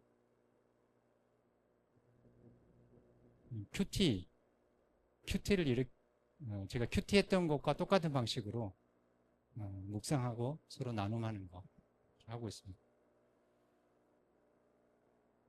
그래서 이제 학생들이 써준 소감문의 일부를 발췌를 해봤는데요. 서로 응원하는 따뜻한 마음을 느낄 수 있었고 나에 대해 끊임없는 질문을 할 수 있었다. 내 사회성은 언니 오빠들이 다 길러준 것 같다. 내가 이렇게 웃을 수 있고 내 감정과 의견을 드러낼 수 있는 사람인지 처음 알았다. 낯을 가리는 자기는 나눔 시간이 처음에 너무 힘들어서 무슨 얘기 할지 몰랐는데 지금은 할 이야기가 너무 많다. 지난 20대를 시체처럼 살았다. 공허함이 몸속에 꽉 들어차 있었던 그러나 여기서 한 학기를 보내고 피가 처음 돌기 시작한 것 같다. 이 친구는 여기서 말하기 그렇지만 어쨌든 굉장히 어려운 환경에서 자랐던 친구입니다. 아는 사람이 없었고 마치 천천히 심해로 가라앉는 잃어버린 물건 같았는데 이제 친구를 만나고 나니까 삶이 너무 풍족하고 이토록 행복할 수 있다는 것을 몸소 알게 됐다. 신기하게 전공과 진로에 대한 고민은 여전하지만 삶이 막막하게 느껴지지 않는다.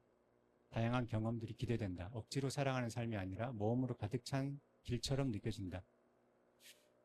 저는 이걸 읽었을 때 뭐가 떠올랐냐면, 저는 메시지 성경을 좋아하거든요. 여기 로마서 8장 15절의 말씀이 하나님께 받은 이 부활 생명의 삶은 결코 소심하거나 무거운 삶이 아닙니다. 이는 기대 넘치는 모험의 삶, 어린아이처럼 늘 하나님께 다음은 또 뭐죠, 아빠? 라고 묻는 삶입니다. 이 문구가 그대로 딱 겹쳐져가지고, 친구는 뭐 신앙을 갖고 있는 친구도 아닌데, 그러니까 부활 생명이 줄 수 있는 그런 느낌을 조금 받았구나. 이제 거의 마지막 단계인데요. 교육과 기독교는 어떤 관련이 있을까? 이렇게 나눠볼 수 있을 것 같습니다. 기독교 신앙을 위해서 우리는 무언가를 교육을 한다. 교육을 통해서 결국은 기독교 신앙을 갖는 게 목적이다라고 생각할 수도 있고, 기독교 신앙을 활용을 해서 교육을 잘하려고 한다. 이런 측면이 있을 수 있겠습니다. 여러분은 어느 게 더 관심이 가시나요? 혹시 위쪽에 관심이 간다. 아래쪽에 관심이. 한 번 빼고는 양쪽 다 관심이 없으시군요. 어떻게 보면 교회가 이제 기독교를 목적으로, 기독교 신앙을 목적으로 한 기관이기 때문에 교육을 도구로 활용할 수가 있고, 이제 기독학교가 보통 많은 경우에 교육이 목적인데 기독교가 중요한 서포트를 해주는 그런 느낌을 가질 수가 있을 것 같습니다. 여러분이 구글 폼에다 써주신 내용입니다. 신앙을 가지지 않았다면 배움이나 가르침에 대한 태도가 어떻게 달라졌을까요? 전공 과목에만 집중했을 것 같다. 저도 딱 이랬습니다. 제가 과학을 선택한 이유가 사회 역사, 인간관계가 너무 복잡하고 지저분하고 관심도 없고, 그래서 과학을 선택했습니다. 그걸 피하고 싶어서. 근데 저한테 이제 다시 다른 쪽으로 관심을 돌리게 해준 게 성경이었던 거예요. 왜냐하면 성경은 역사에 대한 이야기, 인간 사회에 대한 이야기, 영혼에 대한 이야기가 담겨 있었고, 이게 정말 중요하다라고 말을 알려줬기 때문에 제가 거기에 빠져 있지 않고 나올 수 있었던 거예요.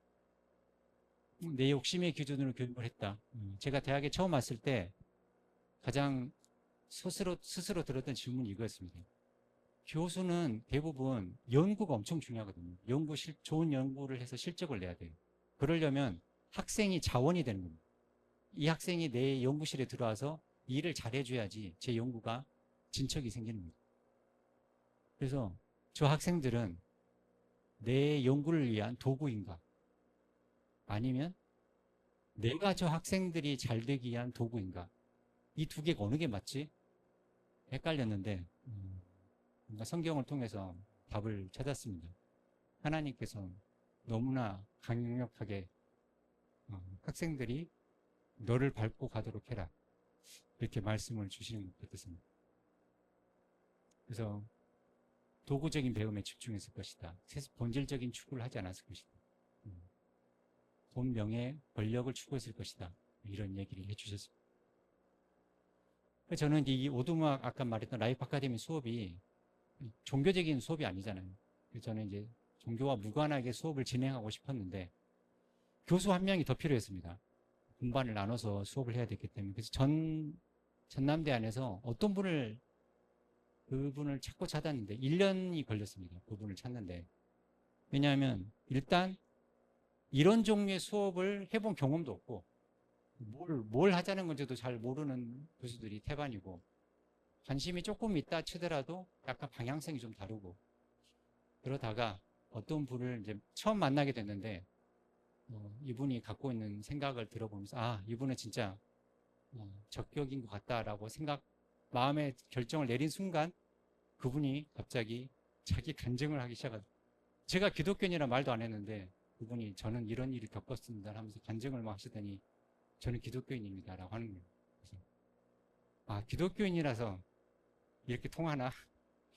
이런 쪽에 관심을 가지시나? 이런 생각을 하게 됐고, 외부 강사를 부를 때 깐깐하게 이제 저희는 보는 거죠. 이분의 이야기는 좀 뭔가 너무 겉만 도는 것 같고, 이분은 너무 성공지향적인 것. 아, 이분이 괜찮은 것 같아 라고 찾고 나면은 다 기독교인. 그래서 어쩔 수 없었습니다. 학생은 혹시 교수님이 자꾸 종교를 우리한테 심으려고 하나? 라는 오해를 했을 수도 있지만 전혀 그런 것 없이, 그리고 가장 깊고 아름다운 글을 찾고 찾는데 대부분 다 그 글들은 기독교 저자가 쓴 책들인 거죠. 저희 수업의 가장 핵심이 됐던 두 책인데요. 집으로 가는 길, 파크 파머가 지었는데 이분은 퀘이커 교도입니다. 책 내용에는 전혀 종교적이지 않지만 종교를 강요하는 것도 없고 뭐 예수님 이야기도 전혀 없습니다. 하지만 그 아주 밑바닥에 그 관점이 실려 있는 거죠. 이 책이 어떻게 보면 가장 교과서가 됐다라고 할 수 있을 만한 책이었고, 일단 많은 분 아실 겁니다. 꽃들에게 희망, 동화책이에요. 그래서 뭐 초등학교, 중학교에서 권장 도서로 읽는 책인데 제가 이 책을 한 5년 전에 다시 보고는 아니 이걸 초등학교, 중학교가 어떻게 이해를 한단 말인가라는 생각이 들었어요. 어쨌든 이 저자도 카톨릭 공동체에 속해 계신 분이고 이야기의 핵심에 성공으로 가는 길에서 내려와서 나무에 매달려라 라는 게 핵심입니다. 십자가죠. 아는 사람은 이게 십자가를 믿어라가 아니에요. 근데 정말 살아가야 하는 삶은 종교를 빼고 얘기하더라도 그게 십자가와 유사한 삶을 살아야만 인간이 진정한 사람이 될 수 있다는 것을 알려줍니다. 그래서 저는 이 생명이 하나님으로부터 온다. 우리가 하나님으로부터 말미암아 여기 존재한다. 그리고 예수님께 하셨던 말씀, 또 우리에게 하시는 말씀, 너는 내 사랑하는 아들이요 나의 기뻐하는 자다. 이 말씀을 접하지 않고 어떻게 학생이 온전해질 수 있을까? 이게 제 가장 큰 질문입니다. 이걸 단도직입적으로 얘기하지 않고 학생이 내가 소중하다는 것을 정말 소명을 갖고 태어났다는 것을 발견할 수 있을까? 그리고 나름대로 노력해봤지만 결국은 실패하는 사람도 있잖아요. 끝까지 안 되는 사람도 있잖아요. 그런 사람한테 이 삶이 다가 아니야. 삶을 초월하는 삶이 있어. 라는 말을 해줘야 되는데 어떻게 말을 해주지? 이런 고민이 계속 듭니다.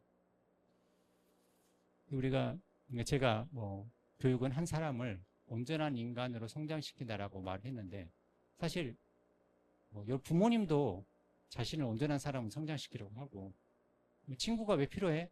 온전한 사람은 성장하려면 필요하지. 너무나 좀 범위가 넓은 이야기가 아닌가 싶습니다. 그렇게 볼 때 조금 더 구체적으로 말하면 교육이란 학생들로 하여금 실제와 만나고 그 실제와 관계를 맺도록 도와주는 것이다 라는 식으로 한번 정리를 해봤습니다. 이 실제가 뭐냐? 일단 대학생들의 가장 많은 너 고민이 뭐야 라고 하면 거기에 나오는 단어들이고 토익 점수 올려야 되고요. 시험을 봐야 되는데 공부가 잘 안 되고 성적 안 좋고 장학금 못 받고 자격증도 필요하고 저는 나중에 어떻게 취업해서 돈 벌지 모르겠어요. 여기에 온통 생각이 집중되어 있는 거죠. 이게 실제가 아니라고 생각합니다. 왜냐하면 토익 점수가 우리의 행복을 보장하는 것도 아니고 자격증을 껴안고 잔다고 잠이 잘 오는 것도 아니잖아요. 마치 살아있는 새는 놔두고 자꾸 휴대폰에서 누가 올린 내가 하늘을 보면 지금 노을이 보이는데 남이 올린 노을 사진 보고, 남이 올린 바다 사진 보고, 이러면서 실제가 아닌 허상에 자꾸 집중하는 모습이 저는 이게 아니다라는 생각이 좀 듭니다. 그럼 실제는 뭐냐? 영어를 배운다면 영어라는 그 언어가 가진 매력을 느껴야 영어를 공부한다고 할 수 있지 않을까? 내가 도서관에서 1시간, 2시간 공부를 하고 나와서 뿌듯한 거는 아, 이제 시험을 잘 볼 것 같아 라는 기대감에 뿌듯한 게 아니라 아까 그 페이지에서 봤던 그 내용이 너무나 멋있어서 그게 나를 감동시키기 때문에 아, 나 오늘 공부를 한 게 너무 뿌듯해 라고 말해야 되는 거 아닌가. 자격증이 아니라 거기에 있는 그 기술에 관해서 집중하고 나는 내가 가진 재능으로 어떻게 이 사회에 기여할 것인가, 어떻게 다른 사람을 도울 것인가에 집중해야지. 많은 학생들은 내가 이 사회에 기여를 하나도 안 하고도 돈 버는 것, 이게 최고의 직장이라고 생각하잖아요. 나는 손꼼짝 안 하고 돈이 막 들어와. 그러면 이건 최고의 직업이다라고 생각하는데 그게 실제와 멀어졌기 때문에 일어나는 일이다. 학생들이 실제와 멀어지게 하는 대표적인 요소 중에 하나가 교사라고 생각합니다. 어떤 역사 선생님이 김구에 대해서 말을 하는데, 야, 김구 선생님 말이야, 여기서 태어나셨고, 몇 년도에 태어나셨고, 무슨 활동을 하셨고, 그거 다 알아둬야 돼. 시험에 나온다. 이렇게 하면서 김구라는 실제를 학생에게서 오히려 가리고 있다라는 생각이 듭니다. 제대로 수업이 이루어진다면 학생이 그 수업이 끝나고 났을 때 선생님이 말했던 게 기억나는 게 아니라 김구의 음성이 머릿속에 살아있어야 됩니다. 나 오늘 수업 시간에 김구를 만난 것 같아. 그런데 많은 교사들이 실제를 가리고 있다는 거예요. 여러분 3명 있는데 누가 누구를 소개해 주는 것 같습니까?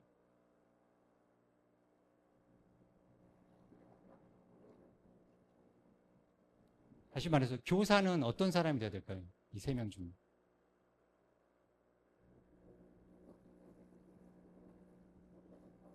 가운데 사람. 예. 저도 그렇게 생각합니다. 자, 보니까 이 사람은 이미 이 사람을 알고 있어요. 그리고 이 사람은 이 사람도 알고 있어요. 그래서 이 사람한테 이보세요. 제가 아는 이 사람을 한번 만나보세요. 되게 도움이 될 거예요. 라고 소개를 해주는 거죠. 이 사람은 이제 눈이 교사한테 가는 게 아니라 실제라고 써있는 이분한테 가는 거고, 이제는 이 교사가 빠져버려도 학생과 실제 관계가 계속 유지가 됩니다. 이게 진정한 교사 역할이 아닌가. 그렇게 생각해 보면 저는 이제 실제라는 말을 진리로 바꿀 수도 있다고 생각하는데, 왜냐하면 이 세상에 존재하는 모든 실제는 예수 그리스도에 위해 거기에 뿌리를 두고 있고, 그분으로 말미암아 생겨났고, 그분으로 말미암아 유지되고 있지 않습니까? 그러니까 내가 공기에 대해서 배우든, 국회에 대해서 배우든, 또는 요리에 대해서 배우든, 그 모든 것은 이것의 본체이신 예수 그리스도의 일부를 만지는 것이다 라고 생각할 수 있을 것 같습니다. 우리는 배우는 게 각각 다르고 분야가 다 다르지만 다 이 진리의 일부를 계속 접촉을 하고 있는 거예요. 그렇게 봤을 때 우리가 진리와 관계를 맺게 되면 그 진리는 이제 더 이상 밖에서 쑤셔 넣어지는 게 아니라 안에서 흘러나오는 것이 된다. 특히 교회에서 목사님의 역할이 그게 아닐까요? 이게 옳은 거야. 이게 맞는 신학이야.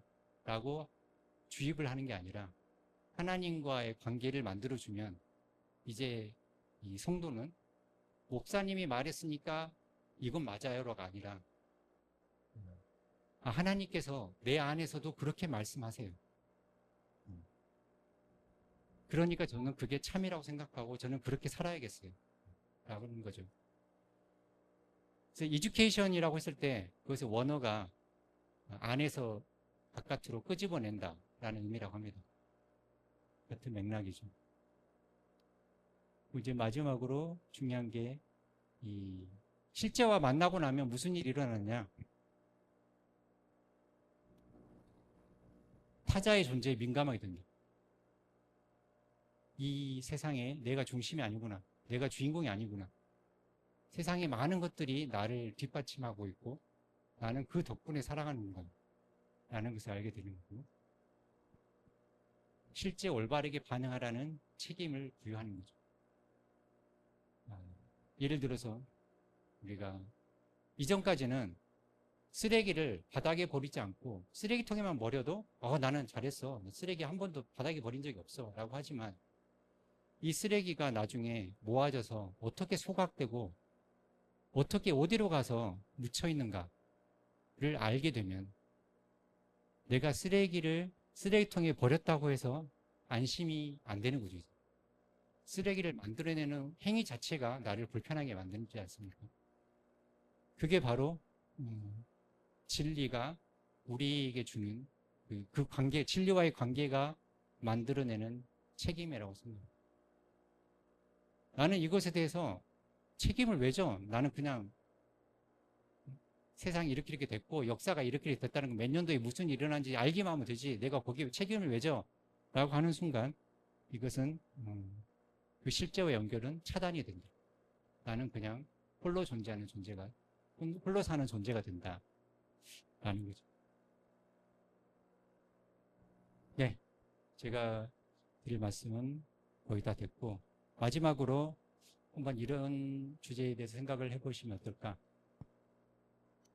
여러분들 그때 보니까 뭔가를 배우고 있다라고 하신 분도 있고, 또 여러분은 누군가를 가르치고 있다라고 말씀하신 분도 있더라고요. 여러분은 내가 뭔가를 배우고 있다면 그 실제와 어떤 만남, 어떤 관계를 맺고 있는가, 또 내가 가르치는 학생들은 실제와 어떤 만남을 갖도록 내가 도와주고 있는가, 이런 부분을 한번 생각해 보면 좋지 않을까.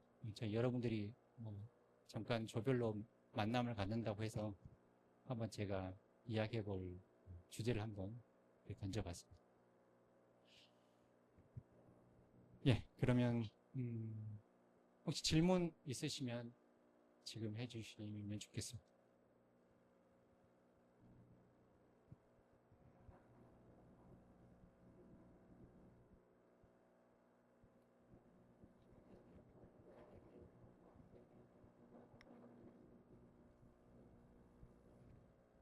질문이 아니어도 뭔가 그냥 이해 한마디 하고 싶다. 좋습니다.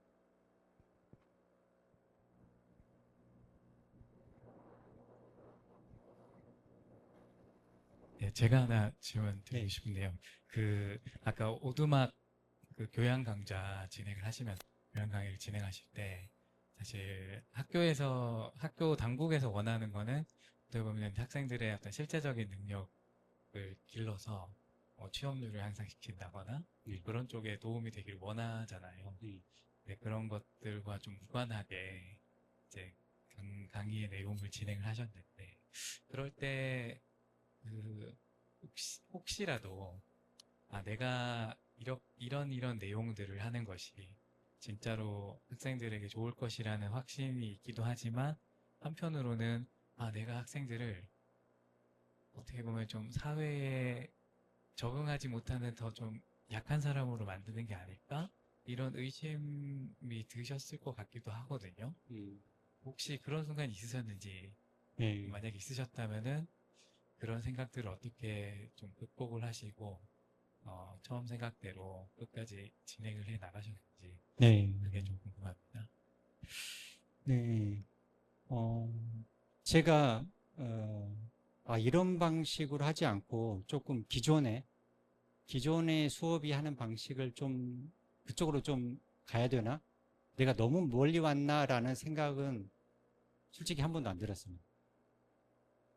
근데 이제 뭐가 저한테는 계속 아직도 멀었구나라는 생각이 드냐면, 나중에 학생들이 쓰는 소감문에 어떤 면이 이제 굉장히 좋다고 돼 있는데, 나는 여전히 아직 갈 길을 모르겠다. 나는 어떤 면에서는 좀 나아졌지만 여전히 이 면에서는 온전하지 않은 것 같다. 이런 이야기를 들을 때,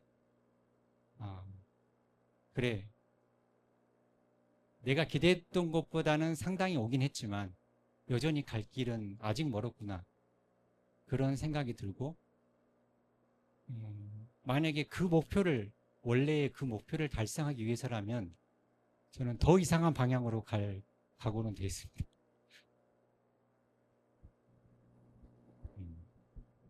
그래서 기존의 방법대로 돌아가야 되나라는 생각은 한 번도 안 들었던 거죠.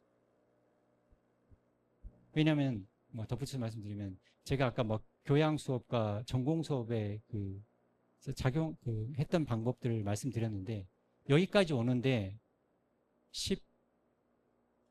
17년 정도가 걸렸거든요. 저는 아쉬운 게 왜 내가 좀 더 과감하게 초반부터 더 빨리 밀고 나가지 않았을까? 라는 게 오히려 더 큰 아쉬움이 듭니다.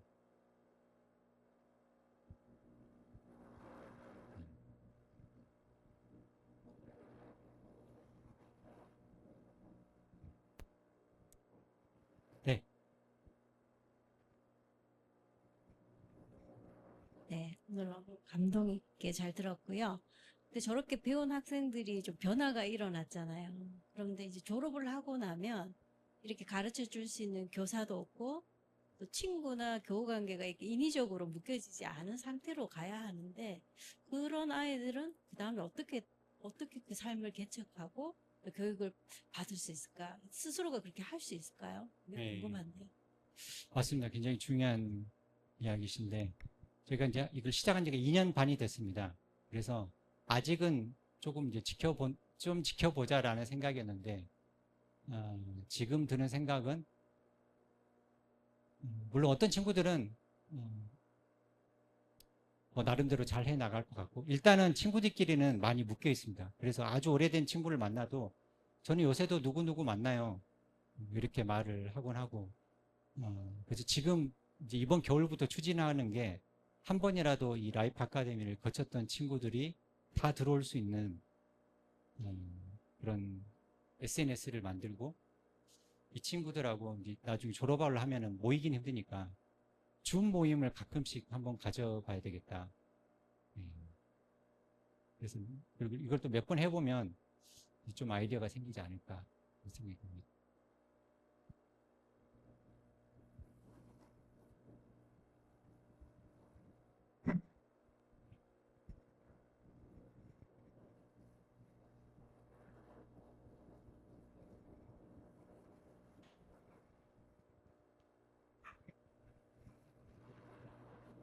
질문이라고 하기는 조금 그렇고 제가 드는 생각을 질문처럼 얘기를 드리면 제가 보다 보니까 이제 라이프 아카데미라는 게 사실은 교회라거나 아니면 교회라는 조직이 꼭 아니라도 기독교에서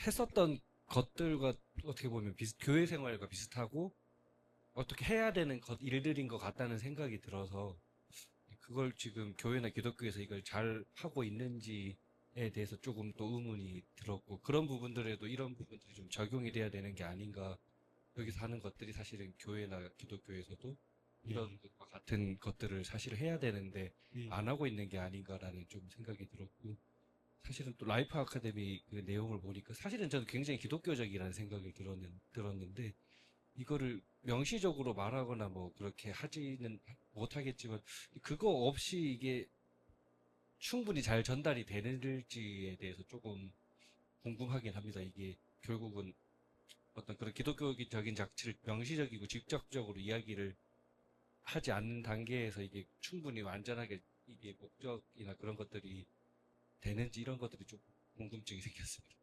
네. 아까 말씀드린 것처럼 여기서 한두 마디 더 하고 싶은데 근데 멈춰야 되는 그런 경우가 많이 있었죠.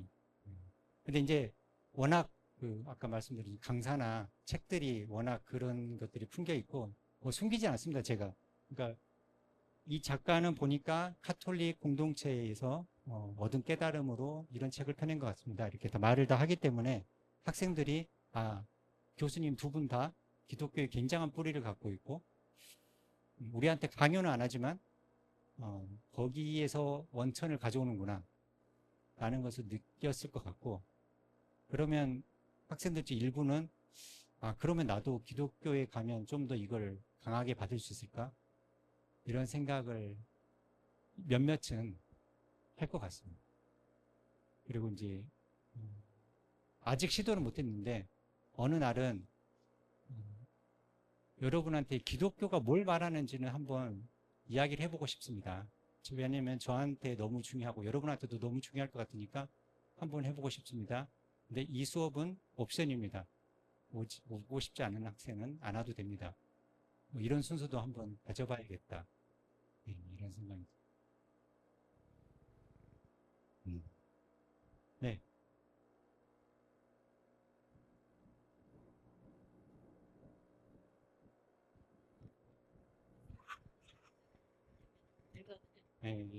왜냐하면 교수님도 하셔야 되는데 또 오두막에서 아이들을 이렇게 가르치고 사역하시는 어떤 사역자 같은 모습이신데, 그럼 이런 에너지를 쓰시기 위해서는 준비도 하시고 뭐 공부도 하셔야 되잖아요. 그런 부분은 어떻게 하고 계신지. 네, 궁금합니다. 일단 제가 이걸 해보면서 느끼는 거는 다행히도 제 기질이 굉장히 이것과 잘 맞구나. 왜냐하면 제가 전공을 열심히 집에서 전공 준비를 하면 재밌거든요. 이게 이렇게 돼서 이렇게 되는 거구나. 나는 대학생 때 몰랐는데 이제 보이네. 이거 학생들한테 알려주면 되게 신기하겠다. 이런 느낌이 드니까 재미도 있는데, 더 좋은 거는 내가 아침에 일어나서 갑자기 떠오르는 생각, 삶에서 가장 중요한 건 이거 아닌가? 계절이 바뀐다는 것은 우리한테 이런 의미가 아닌가? 막 이렇게 떠오르는, 성경을 묵상하는 건 아니지만 어쨌든 그런 묵상 중에 떠오르는 생각들이 있을 때 이걸 이번 주에 라이프 아카데미 학생들한테 이 이야기를 해야겠다 할 수가 있는 거예요. 내가 일주일간 느꼈던 가장 중요한 이야기를 이 강의에 넣을 수가 있는 겁니다. 그게 저한테는 너무나 큰 축복이 아닌가. 내가 발견한 것을 학생들과 나눌 수 있다. 내가 생각한 인생의 가장, 내 생각에는 인생에서 이게 제일 중요한 것 같아. 갑자기 생각났어. 이걸 말할 수 있다는 게 저로서는 굉장히 즐겁고, 또 너무나 감사한 것은 조교를 저희가 4명이나 뽑았습니다. 학생들이 막 서로 조교하겠다고 자원을 해가지고 이제 선별해서 뽑았는데, 이 조교들이 굉장히 아이디어를 잘 내고 재밌습니다. 이 수업을 구상하는 거. 이번에는 이거 해보면 어떨까요? 막 계속 아이디어를 내주고 해서 수업을 준비하는 과정이 사실 굉장히 신납니다.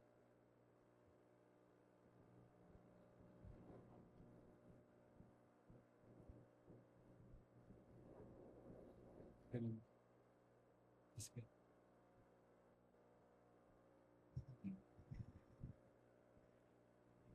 예, 감사합니다. 오늘 한번 강연을 또 열정적으로 해주신 2시간 동안이나 해주신 우리 황인각 교수님께 한번 박수 한번 드릴게요. 감사합니다. 예, 그리고 원래는 저희가 조 모임을 하기로 되어 있는데요. 이제 시간이 조금 지났기도 했고, 그리고 아까 강연 중에 한번 저희들이 조금씩 모여서 모임처럼 이야기를 나누고 했으니까요. 오늘 조 모임은 생략하는 걸로 이렇게 하겠습니다. 대신에 저희가 이제 보통 매 강연마다 그 동영상을 저희가 촬영한 동영상을 편집해서 올려드리잖아요. 그러면 그 동영상들 보시고 또 오늘 강연 들으신 소감들을 후기를 또 제가 그 후기 링크를 보내드릴 테니까요. 그 후기 링크에 오늘 황인각 교수님께서 그 마지막으로 그 질문을 주셨던 내용들, 그 내용들에 대한 대답을 좀 쓰셔서 후기로 올려주시면 제가 한번 황인각 교수님께도 전달해드리고 또 우리 그 기독교 교환 강좌 수강하시는 분들 단톡방에서도 같이 나눌 수 있도록 그렇게 하겠습니다. 예, 감사합니다. 2시간 동안 잘 집중하셔서 들어주셔서 감사하고요. 그러면 오늘 강좌 마치는 순서로 우리 강의하신 황인각 교수님 나오셔서 기도하시고 마치는 걸로 하겠습니다.